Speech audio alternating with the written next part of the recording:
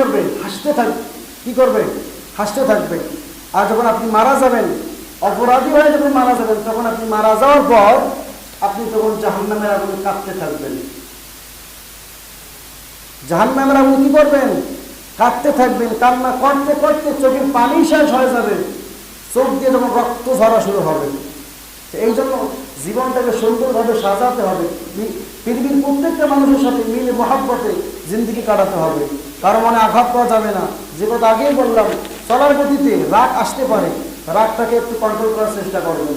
সুখে দুঃখে দান করবেন এবং প্রত্যেকটা মানুষের অপরাধগুলো ক্ষমা করার চেষ্টা করবেন। এই তিনটা গুণ আমরা অর্জন করব। হাদিসের অংশ থেকে আমরা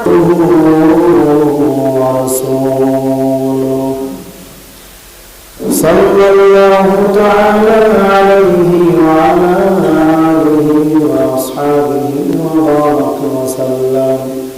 ওয়া বারাকা ওয়া সাল্লাম তাসলিমান কাসীরা الذي أرسله الله تعالى بالحق بشيرا ونذيرا وداعيا إلى الله بإذنه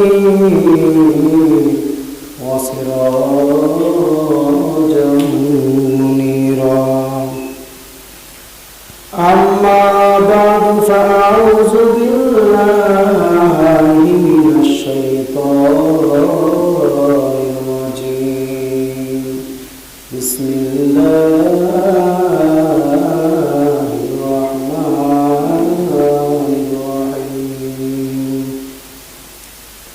الذين ينفقون في السراء والضراء والكاظمين الغيظ والعافين عن الناس والله يحب المحسنين.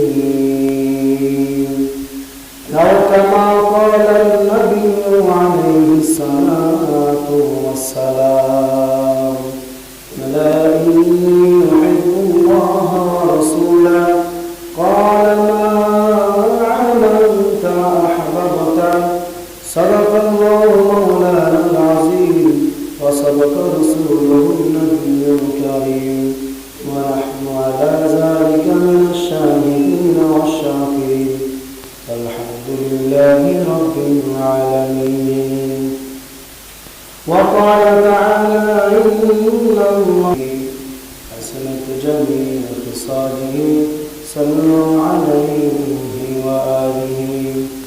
سبحانك لا علم لنا إلا ما علمتنا إنك أنت العليم الحكيم.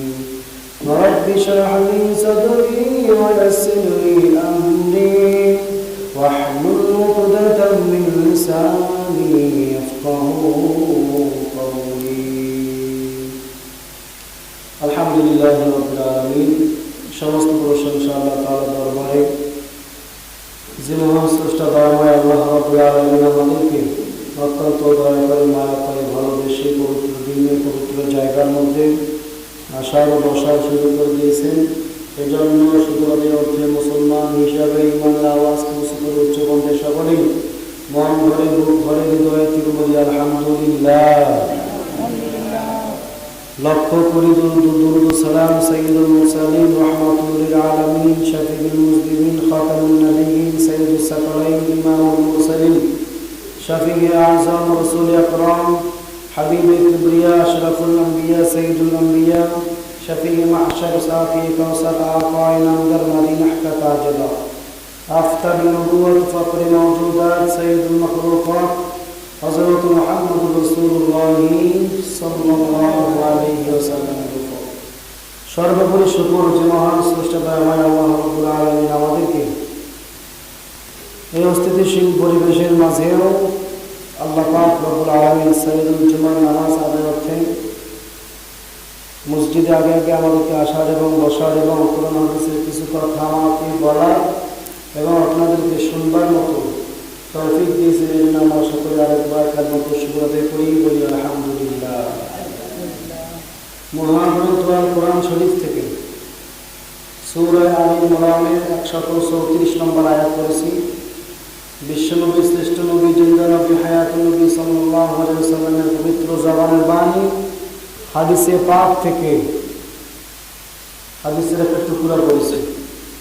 এই আয়াত এবং হাদিসের আলোকে সংক্ষিপ্ত কিছু কথা বলা নিয়োগ করেছি। আল্লাহ পাক রব্বুল আলামিন যেন সঠিক কথাগুলো আমাকে বলার এবং আপনাদেরকে মানবার মতো তৌফিক দান করে বলেন আমিন।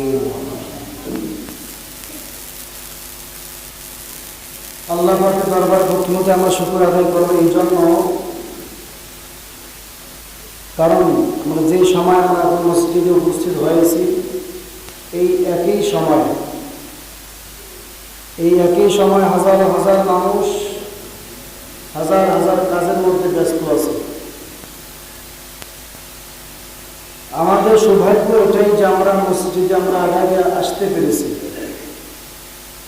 যদি আমরা তাকাই, আমাদের মতো অনেক মানুষ এখন রাস্তায় আছে, কেউ ব্যবসার মধ্যে নিয়োজিত, কেউ খারাপ কাজের মধ্যে নিয়োজিত, কেউ চাকরির মধ্যে আছে, কেউ অফিসে আছে।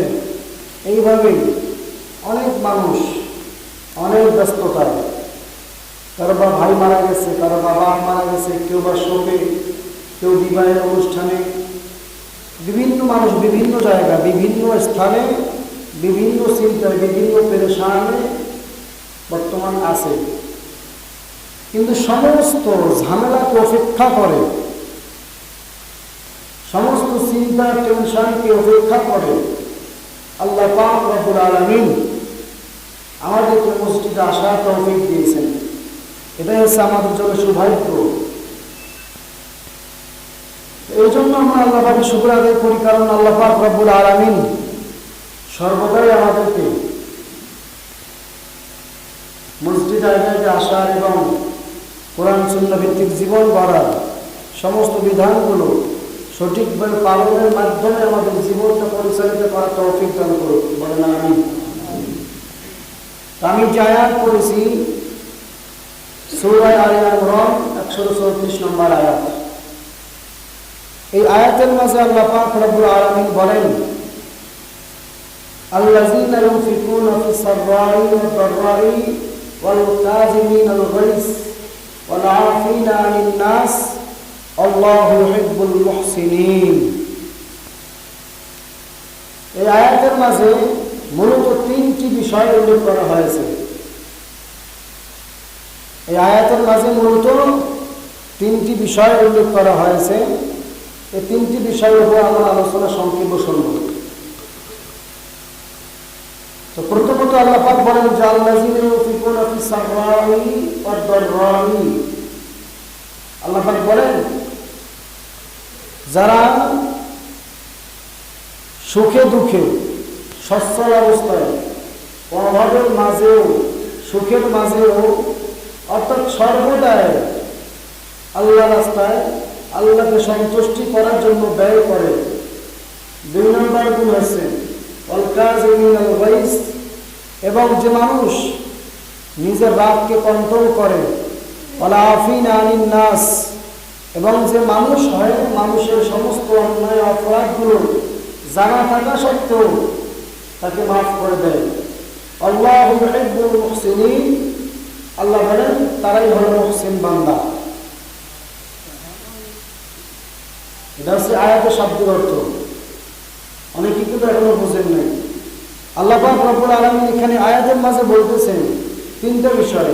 1 নম্বর হচ্ছে যারা সুখে দুঃখে দান করবে। ওরা বুঝতে গেলে উত্তর দেওয়ার চেষ্টা করবে। আল্লাহ পাক কি বললেন? যারা সুখে দুঃখে দান করবে এবং নিজের রাগকে কন্ট্রোল করবে এবং ওয়াল-আফিনা আনিন নাস, মানে মানুষ আর মানুষকে ক্ষমা করবে। এই 3 গুণের গুণান্বিত যারা, তারাই হচ্ছে আল্লাহু ইউহিব্বুল মুহসিনিন। এই 3 গুণের গুণান্বিত যারা, তারাই হচ্ছে মুহসিন বান্দা। আর মুহসিন সবরকারী, ধৈর্য ধারণকারী বান্দার ব্যাপারে আল্লাহ পাক রব্বুল আলামিন অন্য আয়াতের মধ্যে বলেন, ইন্নামা ইউওয়াফাস-সাবিরুনা আজরাহুম বিগাইরি হিসাব। যারা ধৈর্যশীল বান্দা, মুহসিন বান্দা, তাদেরকে আমি কিয়ামতের মাঠে আমি আল্লাহ হিসাব ছাড়া জান্নাতে পৌঁছে দেব। এই জন্য মুহসিন তারাই মুহসিন বান্দা কারা বলেন তো? মুহসিন বান্দা কারা? যাদের মাঝে তিনটা গুণ আছে। এই গুণ তিনটা আজকে আমাদেরকে খেয়াল করতে হবে। কয়টা গুণ? যদি আমরা মুহসিন বান্দা হতে চাই তাহলে আমাদের মাঝে তিনটা গুণ আজ থেকেই চালু করতে হবে। কয়টা গুণ? তিনটা গুণ। এক নম্বর গুণ কি? আমরা গরিব হই অথবা ধনী হই, সবসময় আমাদের কাছে যারা হাত পাতবে তাদেরকে আমরা কি করবো না? খালি হাতে ফিরাবো না। আমার টাকা আছে এই জন্য আমি দান করব, টাকা আমার নাই এই জন্য আমাকে দান করতে হবে না, বিষয়টা এমন না। যতটুকু টাকা আমার আছে এর মাঝে আমি দান করব। আমি মনে করেন 1 কোটি টাকার মালিক, 1 কোটি টাকার মালিক আমি যদি এখন কোনো সায়েলকে, কোনো এতিমকে, কেউ আমার কাছে হাত পাচ্ছে, তাকে যদি আমি 5 টাকা দেই, এটা আমার জন্য মানানসই নয়। কথা বুঝেন? আমি কোটি কোটি টাকার মালিক, কোনো এতিম বা কোনো মিসকিন যদি আমার কাছে হাত পাতে, তাকে যদি আমি 2 টাকা 5 টাকা দেই, সেটা কি আমার জন্য মানানসই? মানানসই না। কিন্তু এটা দান, সব অবশ্যই হবে। আর আমার কেউ টাকা পয়সা নেই, আমি গরিব মানুষ, আমার কাছে যদি কেউ হাত পাতে, তাকে যদি আমি কিছু টাকা দান করি, 5 টাকা 10 টাকা, সেটাও আমি সওয়াব পাবো। এটা আমার জন্য মানানসই। কথা বুঝেন আমার?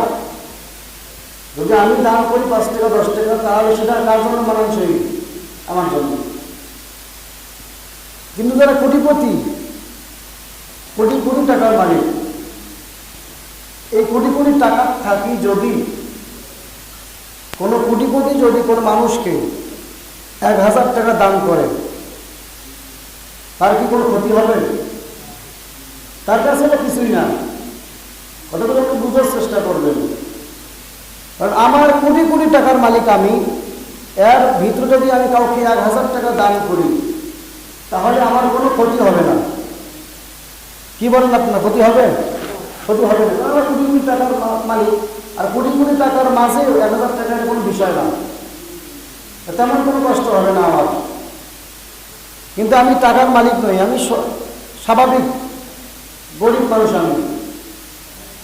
আমি যদি কোনো মানুষকে 10 টাকা 5 টাকা দান করি, সেটাও আমার জন্য ক্ষতিকর হবে না। যদি আমি গরিব মানুষ, আমি যদি কাউকে 10 টাকা দান করি, আমার সংসার কি লস হয়ে যাবে? মানুষ কি উপাস, আমার পরিবারের লোক কি 3 দিন উপাস থাকবে নাকি? থাকবে না। মানে এটা স্বাভাবিক। কোটিপতির জন্য যেমন 1000 টাকা স্বাভাবিক, আমি গরিব হিসাবে আমার জন্য 10 টাকা 20 টাকা আমার জন্য কি? এটা স্বাভাবিক। এই জন্য আল্লাহ পাক এখানে বলছেন, তোমরা গরিব হও অথবা ধনী হও, সুখে দুঃখে সর্বদাই তোমরা আল্লাহ সন্তুষ্টির জন্য আল্লাহ রাস্তা ব্যয় করো। এই জন্য আমরা প্রথম গুণটা এটাই, প্রথম গুণ কোনটা? এটাই, আমরা সবসময় সুখে দুঃখে, সুখে থাকলেও দান করবো, দুঃখে থাকলেও দান করবো, টাকাওয়ালা হলেও দান করবো, গরিব হলেও দান করবো। এটা হচ্ছে 1 নম্বর গুণ। আর এই গুণগুলো যদি আমরা অর্জন করতে পারি, তাহলে আমরা কি হব বলেন তো? কি বললাম আগে? মুহসিন বান্দা হতে পারবো। যদি গুণগুলো আমরা অর্জন করতে পারি, তাহলে আমরা কি হব? মুহসিন বান্দা। মুহসিন বান্দার ফলাফল কি পরে বলতেছি। 1 নম্বর গুণ, আমরা সুখে থেকে সর্বদা আমরা দান করবো আল্লাহর রাস্তায়, আল্লাহকে সন্তুষ্টি করার জন্য। আর 2 নম্বর গুণ হইল ওয়াল কাযিমিনাল গায়জ। 2 নম্বর গুণ কি? ওয়াল কাযিমিনাল গায়জ। সমাজে বসবাস করতে যাইয়া, লেনদেনে, খাওয়া দাওয়া, উঠে বসা, ব্যবসা বাণিজ্যে, এই সবসময় মানুষের সাথে উঠে বসা করতে যাইয়া অনেক সময় কথার ব্যাগে অনেক রাগ আসে। আপনাদের আসে না? রাগ আসে না? কঠিন রাগ আসে। এই কঠিন রাগটাকে সংযত যে করতে পারবে, সেও মুহসিনদের কাতারে পড়বে। সুবহানাল্লাহ। এই জন্য রাগ আসে শয়তানের পক্ষ থেকে। রাগ আসে কার পক্ষ থেকে? শয়তানের পক্ষ থেকে। আর রাগটাকে কন্ট্রোল করতে হবে, এটা হচ্ছে মুহসিন বান্দার গুণ। রাগ শয়তান উঠাইবে, রাগের পিকআপ শুধু শয়তান বাড়াইতেই থাকবে। কিন্তু আপনাকে এই রাগের পিকআপ কমাতেই হবে, তাহলেই আমরা মহসিন হতে পারবো। এই যে 2 নম্বর গুণ হচ্ছে, যেখানে যে অবস্থায় যেভাবেই হোক, যত কঠিন রাগ আসুক আমাদের মাঝে, এই রাগটাকে আমাদেরকে কি করতে হবে? কন্ট্রোল করতে হবে। এই রাগের বশত কোনো কিছু করা যাবে না।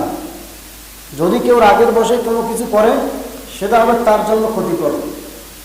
আপনি দেখবেন যে মানুষটা রাগের বশে অনেক কিছু করে ফেলে, রাগের বশে মানুষকে হত্যা করে ফেলে, রাগের বশে মানুষকে কি করে? খুন করে ফেলে। রাগ উঠার কারণে ছেলে তার বাবাকে মারে, রাগ উঠার কারণে ছেলে তার মাকে মারে, রাগ উঠার কারণে বন্ধুত্বের কি হয়? সম্পর্ক ছিন্ন করে দেয়। রাগ উঠার কারণে সমাজে ফিতনা সৃষ্টি হয়। তো সমস্ত বিষয়ের মূল হচ্ছে রাগ। যার রাগ বেশি হবে, রাগের কারণে রাগটা সমস্ত কিছু ধ্বংসের মূল। এক কথাই বোঝা যায়, এই সমস্ত কিছু ধ্বংসের মূল হচ্ছে কি? রাগ। কথা আমার বুঝেন? উত্তর দিবেন। এই সমস্ত কিছু ধ্বংসের মূল কোনটা? রাগ। এই রাগটা কন্ট্রোল করতে পারলে মহসিন বান্দা হব, আল্লাহ পাক বলেন। তো এটা কেমন জিনিস? এই রাগটা কেমন জিনিস যে রাগটা কন্ট্রোল করতে পারলে আমরা মহসিন হতে পারবো? নবীজি সাহাবী হযরত ওমর রাদিয়াল্লাহু তাআলা আনহু বলেন, পৃথিবীর মাঝে সেই সবথেকে বড় বীর যে তার রাগকে কন্ট্রোল করতে পারে। সুবহানাল্লাহ। পৃথিবীর মধ্যে সবথেকে বড় বীর, বড় শক্তিশালী কে? হ্যাঁ, যে তার রাগকে কন্ট্রোল করতে পারে। কথা বলে বোঝেন না? যদি আমরা আমাদের রাগকে কন্ট্রোল করতে পারি, তাহলে আমরা প্রকৃত বীর। আমার শক্তি অনেক, শক্তি যে আমি একাই 5 জনকে বড়াইতে পারি, 10 জন আমার সাথে পারে না, আমার খুব শক্তি, এটা আমি বীর না, এটা কোনো শক্তি না, এটা শয়তানের কার্যকলাপ।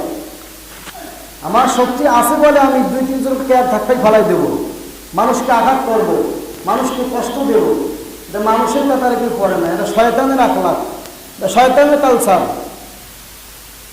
প্রকৃত বীর তো সে যে রাগকে কন্ট্রোল করতে পারবে। এই জন্য আমরা এখান থেকে আয়াত থেকে 2 নম্বর গুণ অর্জন করব, যে আমরা কি করব? আজ থেকে রাগটাকে কি করব? কন্ট্রোল করব। রাগ আসবে, পৃথিবীতে এমন কোন মানুষ নেই যে ওই মানুষের রাগ নেই। সবাই যে রাগ আছে, রাগ আসেও, আসে না? রাগ আসে, আবার রাগ আসে। এই জন্য রাগ যখন আসবে তখন নিজেকে নিয়ন্ত্রণ করতে হবে। হযরত আলী রাদিয়াল্লাহু তাআলা আনহু ওনার দাসীকে নিয়ে উযু করতেছিলেন। ওনার দাসী উযুর পানি ঢেলে দিচ্ছিলেন। তাকে? হযরত আলী রাদিয়াল্লাহু তাআলা আনহুকে। তো দাসী উযুর পানি ঢেলে দিতে চাইয়া কোনো ঘটনা করবে, পানিগুলো হযরত আলী রাদিয়াল্লাহু তাআলা আনহুর পাঞ্জাবির মধ্যে পড়ে গেছে, গায়ের মধ্যে পড়েছে। তো গায়ের মধ্যে পড়ার পর হযরত আলী রাদিয়াল্লাহু তাআলা আনহু রাগান্বিত হয়ে গেছে। দাসীকে মারবে ভাব, এমন রাগ হয়ে গেছে। ওই দাসী ওই সময় কি করলো? কোরআনের আয়াতটাকে তাকে স্মরণ করে দিল, বলতেছে ওয়াল কাযিমিন আল গায়জ। এই আয়াত তুমি স্মরণ করো। এই দাসী হযরত আলীকে বলতেছে ওয়াল কাযিমিন আল গায়জ, এই আয়াতটা আপনি স্মরণ করেন। যখন আয়াতের কথা স্মরণ হয়েছে তখন ঠান্ডা হয়ে গেছে। কারণ আমি তো মহসিন হতে পারবো না যতক্ষণ, মহসিন আমি হতে পারবো না যতক্ষণ আমি রাগকে কন্ট্রোল করতে পারবো না।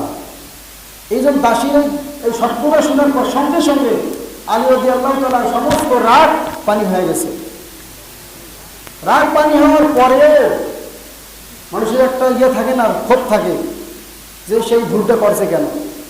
তখন ওই দাসী আবার বলতেছেন ওয়ালা আফিনা আনিন নাস, বলতেছে মানুষকে ক্ষমা করতে শেখো।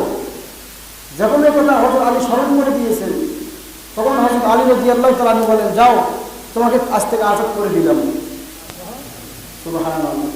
কেমন সাহাবাদের আদর্শ ছিল। এই জন্য যখন রাত আসবে তখন আমরা নিজে নিজে নিয়ন্ত্রণ করার চেষ্টা করব।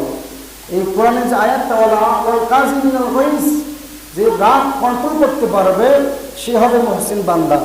এই জন্য যদি আমরা মুহসিন বান্দা হতে চাই তাহলে আমাদেরকে রাত কন্ট্রোল করতে হবে। কথা বুঝতেছেন আমার? কয়টা গুণ বললাম বলেন তো? 2টা গুণ। 1 নম্বর গুণ কি?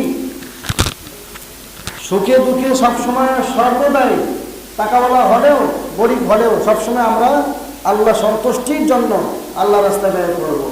2 নম্বর গুণ হইল যত কঠিন রাগ আসুন না কেন রাগটাকে আমাদের কন্ট্রোল করতে হবে, তাহলে আমরা মুহসিন হতে পারবো।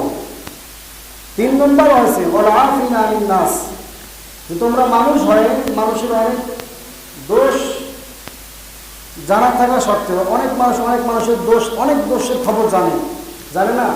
আমি অনেক মানুষের দোষের খবর জানি, আমারও অনেক দোষের খবর আপনি জানেন। কি বলেন? সমাজে অনেক মানুষের দোষের খবর জানে, কিন্তু এমন কোনো দোষ মানুষের এমন কোনো দোষ সমাজের মাঝে ছড়ানো যাবে না যে দোষের কারণে সেই মানুষটা সমাজে অপদস্থ হয়, লাঞ্ছিত হয়, অপমানিত হয়। এই দোষগুলো নিজের ভিতরে থাকা অবস্থায় কি করতে হবে? তাকে ক্ষমা করে দিতে হবে। বলা যাবে না, তাকে একা বলার পর তাকে সংশোধন করতে হবে, ক্ষমা করে দিতে হবে। এই জন্য আল্লাহ বলেন যদি কোনো মানুষ যদি কোনো মানুষের দোষ অন্যায়কে ক্ষমা করে দেয়, আমি আল্লাহ ওই বান্দার সমস্ত অন্যায় অপরাধগুলো হাসরের মাঠে ক্ষমা করে তাকে জান্নাতে ডুবাই দেব। ওই বান্দার কোনো অপরাধের খবর হাসরের মাঠে কেউ জানবে না, কোনো দোষের খবর। আমি যে গোপনে যে কত গুনাহ করেছি, অন্ধকারে যে কত গুনাহ করেছি, কিন্তু আমি যদি মানুষের দোষ গোপন রাখি তাহলে এই আমার সমস্ত দোষের খবরগুলো আল্লাহ পাক হাসরের মাঠে গোপন রাখবেন, কারো সামনে প্রকাশ করবেন না করা অবস্থায় গোপনে আমাকে আল্লাহ জান্নাত দিয়ে দিবেন। এই জন্য 3 নম্বর গুণ হচ্ছে কি ওয়াল আফিনা আনিন নাস, এই মানুষের অন্যায় অপরাধগুলো যদি জানা থাকে, আমার কারো দোষের খবর যদি আমার জানা থাকে, সেই দোষের খবরটা মানুষের সামনে ফ্লাশ না করা, কারোর কাছে না বলা, বললে তো সে অপমানিত হবে। এই জন্য নিজের ভিতরে যদি আমি দেখছি, জানি, নিজের ভিতরে আমরা দোষগুলোকে পচাইয়া রাখবো, কিন্তু মুখ ফুটে কোনোদিন বাইর করবো না। এগুলো কিসের পরিচয়? মুহসিন বান্দার পরিচয়। এই 3 গুণে গুণান্বিত যদি আমরা হতে পারি তাহলে আমরা হব আল্লাহু ইউহিব্বুল মুহসিন। এই 3 গুণে গুণান্বিত যদি আমরা হতে পারি তাহলে আল্লাহ আমাদের সঙ্গে থাকবেন আর আমরা হব মুহসিন বান্দা। আর মুহসিন বান্দার ফলাফল হইল ইন্নামা ইউওয়াফাস সাবিরুনা আজরাহুম বিগাইরি হিসাব। এই মুহসিন বান্দার ফলাফল অবশ্যই আল্লাহ পাক রব্বুল আলামিন, যা ধৈর্য ধারণকারী বান্দা, মুহসিন বান্দা, মানুষের প্রতি দয়া করা বান্দা, মানুষের প্রতি ইহসান করা বান্দা, সুখে দুঃখে দান করেছে সেই বান্দা, এই সমস্ত বান্দাদেরকে রাগ কন্ট্রোল করেছে সেই বান্দা, এই সমস্ত বান্দাদেরকে আমি আল্লাহ হাসরের মাঠে কোনো জিজ্ঞাসা করবো না তুমি কি করছো কি করো নাই, কোনো জিজ্ঞাসা করা হবে না, সরাসরি হিসাব ছাড়া আমি জান্নাতে ঢুকাই দেবো। আমার বানানো কথা বললাম। হ্যাঁ, ইন্নামা ইউওয়াফাস সাবিরুনা আজরাহুম বিগাইরি মানে কোনো হিসাব হবে না, বিগাইরি কোনো হিসাব নাই। এই জন্য এই 3টা গুণ যদি আমরা অর্জন করতে পারি, এই 3 গুণে গুণান্বিত যদি আমরা হতে পারি তাহলে আমরা সফল কাম হতে পারবো। তো এই 3 গুণে আমরা গুণান্বিত হতে চাই কি চাই না বলেন তো? যদি চাই তাহলে আল্লাহর কাছে আমরা দোয়া করবো পিছনের জিন্দেগি আমাদের কিভাবে কেটে গেছে যদি আমরা হিসাব মিলাই, জাহান্নাম ছাড়া আমাদের কোনো আশা করা যায় না। এই জন্য আমরা যতক্ষণ পর্যন্ত হায়াত আছে, যদি আমার হায়াত 1 সেকেন্ড এখনো থেকে থাকে, 1 সেকেন্ডে থাকা অবস্থায় যদি আমি আল্লাহর কাছে তওবা করতে পারি, এই 1 সেকেন্ড থাকা অবস্থায় আল্লাহ আমাকে ক্ষমা করে দিবেন।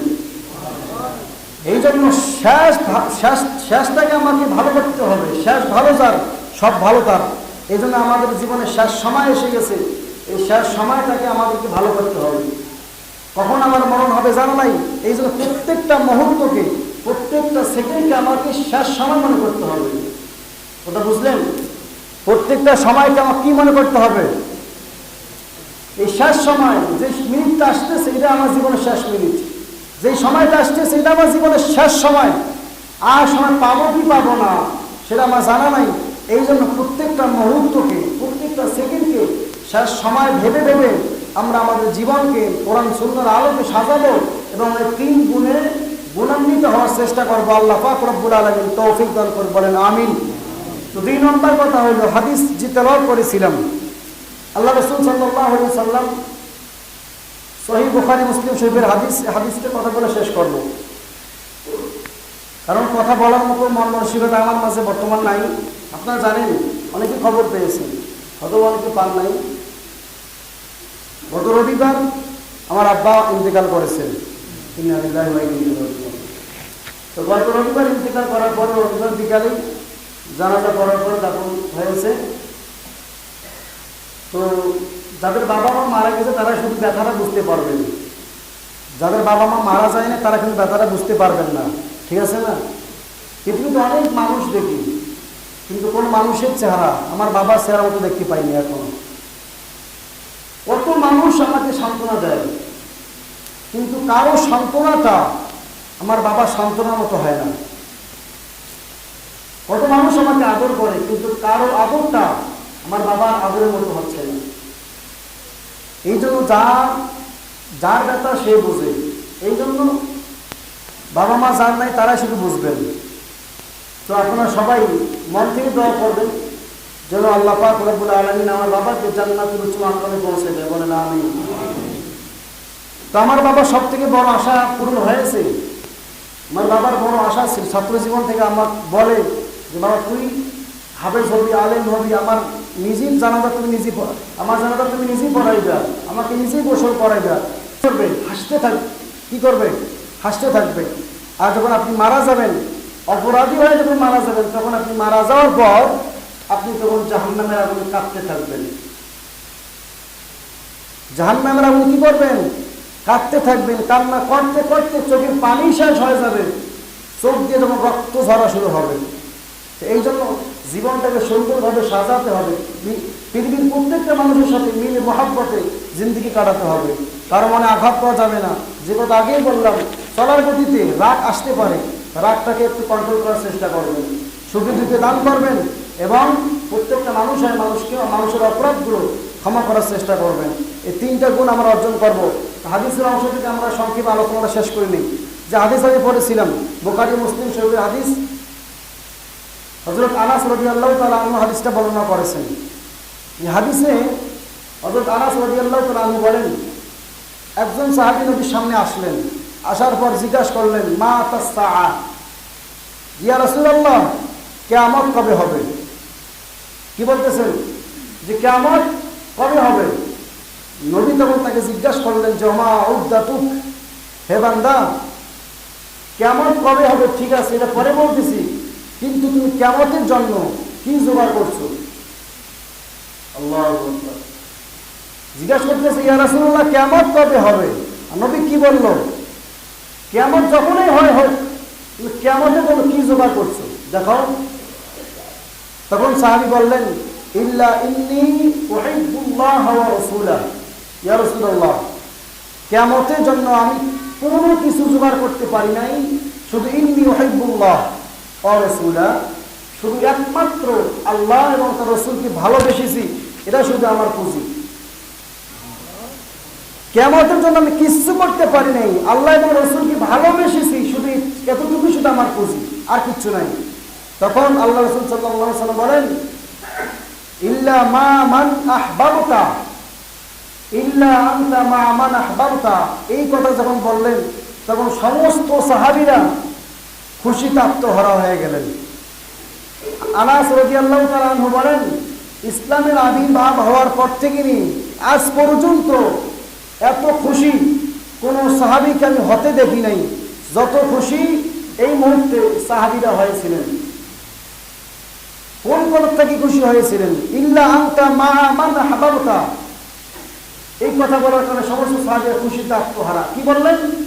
নবী তখন বললেন, সাহাবীরা জিজ্ঞাসা করলেন, ইন্নী উহিব্বুল্লাহ ওয়া রাসূলাহু, আমি শুধু আল্লাহ এবং রাসূলকে ভালোবেসেছি, এতটুকু শুধু আমার খুশি, আর কিছু নেই। তখন নবীজি বললেন যে হাসরের মাঠে যে যাকে ভালোবাসবে, যে যাকে মহব্বত করবে, তার সাথে তার কিয়ামত হবে। যে যাকে ভালোবাসবে, যে যাকে মহব্বত করবে, তার সাথে তার কিয়ামত হবে। সাহাবীদের একান্ত বিশ্বাস, চিরবিশ্বাস, ইয়াকিনের সাথে বিশ্বাস করেছে আমরা আল্লাহ এবং রাসূলকে তো মনে প্রাণে ভালোবাসি, আল্লাহ এবং রাসূলকে তো আমরা দিল থেকে ভালোবাসি, তাহলে বুঝি আমাদের হাসর নাসরটা আল্লাহ এবং রাসূলের সাথে হবে। এই জন্য তারা খুশিতে আত্মহারা হয়ে গেছে। সুবহানাল্লাহ। তো আমাদের কিন্তু আমি যদি যখন বলি কিয়ামত তো কবে হয় হোক, আমরা কি জোগাড় করছি কিয়ামতের জন্য? বলেন, আপনি বলেন তো, আপনি কিয়ামতের জন্য কি জোগাড় করছেন? আপনার কিয়ামতের জন্য কোনো জোগাড়ি আছে? কোনো কিছু জোগাড়ি আছে?